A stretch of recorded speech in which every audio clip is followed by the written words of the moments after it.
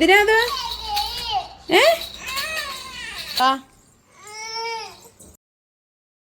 നിന്റെ വാശിയൊന്നും എൻ്റെ അടുത്ത് ഏക്കില്ല മോളെ എന്നുള്ള രീതിയിലാണ് നമ്മുടെ കുഞ്ഞിനുമുത്തിൻ്റെ ഇരിപ്പല്ലേ. അപ്പോൾ കുഞ്ഞിനുമുത്തിനെയും കൂടി രാവിലെ നടക്കാൻ വേണ്ടി പോയതായിരുന്നു കേട്ടോ.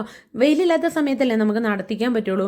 താഴെ റോട്ടിൽ കൂടെ നടത്തിക്കുന്ന സമയം വൈകുന്നേരം ആയി പറ്റുള്ളൂ. കാരണം നല്ല വെയിലാണ്. വൈകുന്നേരം ആകുമ്പത്തേനും അവനൊരു അവശതയായി പോകും കേട്ടോ. കാരണം എന്ന് പറഞ്ഞാൽ കുറച്ച് ഉറക്കമൊക്കെ വന്നിട്ടേ പിന്നെ ആ ഒരു ഉന്മേഷം ഉണ്ടാവില്ല. രാവിലെ ആകുമ്പോൾ കാപ്പിക്കുടിയൊക്കെ കഴിഞ്ഞിട്ട് കുറച്ച് നല്ല ഉന്മേഷത്തോടു കൂടിയൊക്കെ നടന്നോളുവേ.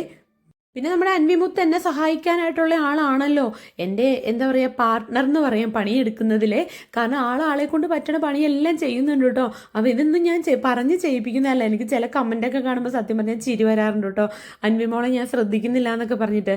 അൻവിമോളെ ശ്രദ്ധിക്കാതെ ഒരിക്കലും ഇരിക്കില്ല. കാരണം അൻവിക്കുട്ടി എന്ന് പറയുന്നത് എപ്പോഴും എൻ്റെ ഒരു എന്താ പറയുക ഇടം കൈ എന്ന് പറയാം. വലം കൈ തമ്പുരു കുഞ്ഞുണ്ണി എൻ്റെ എല്ലാം എല്ലാം അങ്ങനെ പറയാമല്ലേ. അപ്പോൾ നമ്മുടെ കുഞ്ഞിനുമുത്തും ഇല്ലാത്ത ഒരു പരിപാടി എനിക്കില്ല. എനിക്കെന്തോ ഇങ്ങനെ വീടിനുള്ളിൽ ഇങ്ങനെ ഒറ്റയ്ക്ക് ഇട്ടിട്ട് ഇങ്ങനെ അവനെ നമ്മൾ പുറത്തൊക്കെ ജോലി ചെയ്യുമ്പോൾ അവനും ഭയങ്കര ഇഷ്ടമാണല്ലോ പുറത്തിറങ്ങിയിരിക്കാനൊക്കെ. അപ്പോൾ ഈ എടുത്തിട്ട് പോകുന്ന കുറച്ച് പാടല്ലേ ഉള്ളൂ എന്ന് വിചാരിച്ചിട്ട് ഞാൻ അവിടെ കൊണ്ട് ഇരുത്തിയതാണ് കേട്ടോ. അപ്പോൾ അവിടെ ഓസ് കിടപ്പുണ്ടായിരുന്നേ. അവിടുന്ന് ഓസ് വലിച്ചെടുത്തുകൊണ്ട് വന്ന് അവിടെ വെള്ളമൊക്കെ കിടക്കുന്നതാണ് കേട്ടോ കാണുന്നത്. അതൊക്കെ ഞാൻ പിന്നെ മാറ്റിയിട്ടു കേട്ടോ. ആൾ വായിലൊക്കെ വെക്കാൻ നോക്കുമായിരുന്നേ.